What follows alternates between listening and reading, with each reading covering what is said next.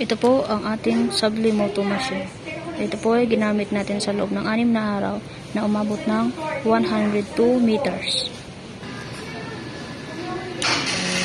Head clean.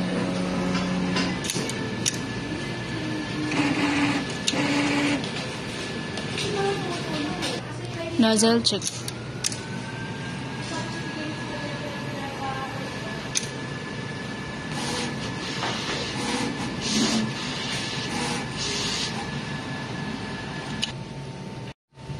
Ito po ang ating printer head in a good condition. At yun naman po ang capping. Ito naman po ang ating AVR. Ang ating ink system ay tama lang. Ang ating waste tank ay kakalinis lang kahapon.